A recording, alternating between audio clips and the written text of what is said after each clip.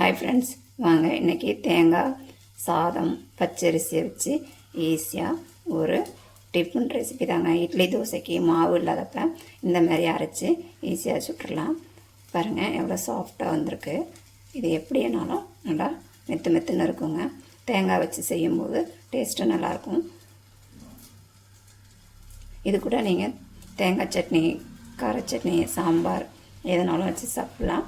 பாருங்க, நான் பார்த்தீங்கன்னா இன்றைக்கி கார சட்னி அரைச்சிருக்கேன்.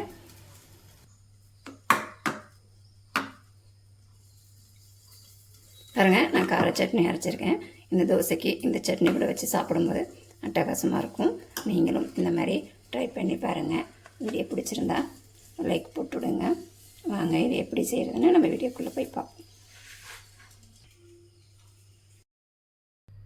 நம்ம இப்போ அரிசி ஊற வச்சுக்கலாம். நான் பார்த்திங்கன்னா இதால் 2 கப்பு பச்சரிசி தாங்க ஊற வச்சுக்க போகிறேன். நீங்கள் எந்த கப்பால் எடுக்கிறீங்களோ அதே கப்பால் எல்லா அளவுகளும் எடுத்துக்கோங்க.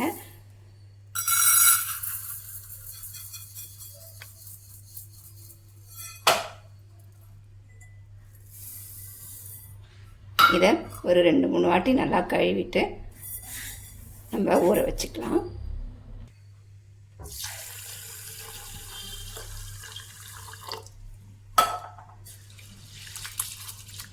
இதேமாரி நல்லா பிசைஞ்சு கழுவி எடுக்கலாம்.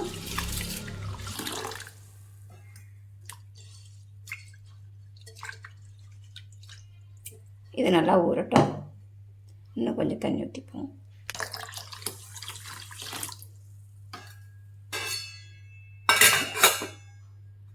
இது ஒரு 4 மணி நேரம் 5 மணி நேரம் நல்லா ஊறட்டும். அதுக்கப்புறம் எப்படி இருக்குன்னு பார்ப்போம். பாருங்கள், நல்லா ஒரு 4 மணி நேரம் நல்லா ஊறிடுச்சு. இப்போ நம்ம அரிசியை அரைச்சிக்கலாம். ஜார் எடுத்துக்கலாம்.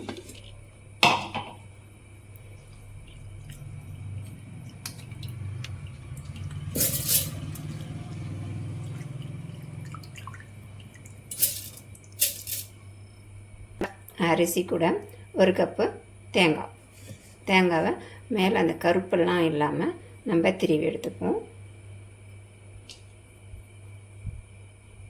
இந்த மாதிரி கருப்பு இருந்துச்சுன்னா எடுத்துட்டு சேர்த்துக்கோங்க. 2 கப்பு அரிசிக்கு நான் 1 கப்பு தேங்காய் எடுத்துக்கேன். அதே கப்பால் 1 கப்பு சாதம், இதையும் இது கூட சேர்த்துப்போம். நீங்கள் சாதத்துக்கு பதில் அவுள் எடுத்துக்கலாம். அதே மாதிரி அதே 1 கப்பு எடுத்துக்கோங்க. அவுளை நல்லா கழுவிட்டு சேர்த்துக்கிட்டிங்கன்னா சாதத்துக்கு பதில் அவுளும் சேர்த்துக்கலாம். இப்போ நம்ம இது தண்ணி ஊற்றி அரைச்சிப்போம்.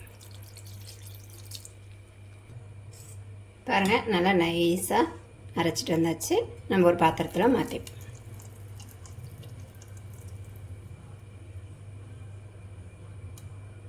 அதேமாதிரி மிச்சம் இருக்கிற அரிசியும் அரைச்சிக்கலாம்.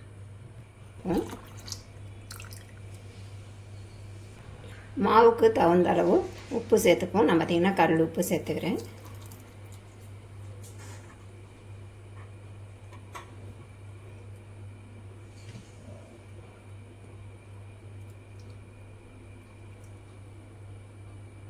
நல்லா கலந்து விட்டாச்சு. இது ஒரு 6 மணி நேரம் 7 மணி நேரம் நல்லா புளிக்கட்டும். புளிச்சது பிறகு எப்படி இருக்குன்னு பார்ப்போம். நம்ம அரைச்சி வச்ச மாவை பார்ப்போம். நல்லா புளிச்சு வச்சு பாருங்கள். இப்போ கிளறிக்கலாம்.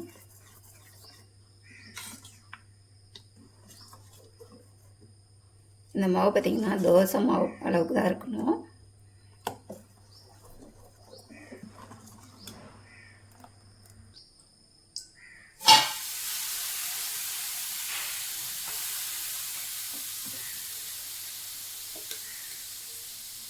மாவு ஊற்றி கிண்டி விடக்கூடாது. லைட்டாக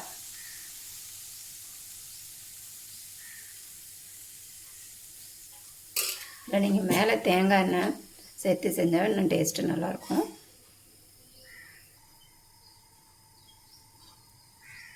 எண்ணெய் சேர்த்துப்போம். இந்த மாதிரி வந்ததுக்கு பிறகு தான் நம்ம மூடி போடணும். மூடி போட்டு வேக வச்சுக்கலாம். அடுப்பை ஸ்லோவில் இருக்கட்டும்.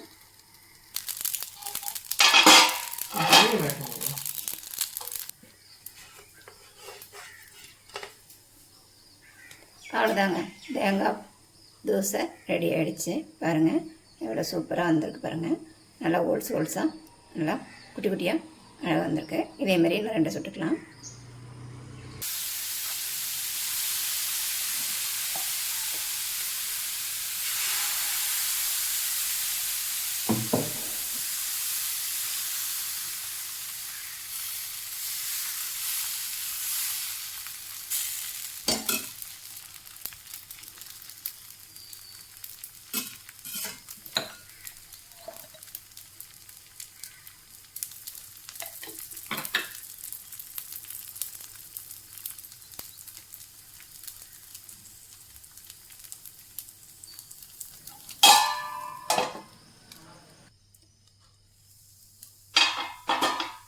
அவ்வளோதாங்க, நம்ம தேங்காய் தோசை ரெடி ஆகிடுச்சு.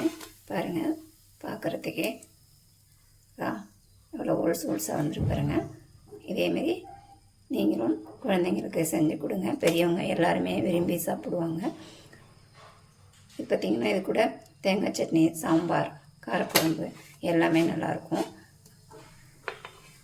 இன்னொரு வீடியோவில் சந்திப்போம். வீடியோ பிடிச்சிருந்தா லைக் பண்ணுங்கள், ஷேர் பண்ணுங்கள், கமெண்ட் பண்ணுங்கள். மறக்காமல் சேனலை சப்ஸ்கிரைப் பண்ணுங்கள். இன்னொரு வீடியோவில் பார்ப்போம். பாய்.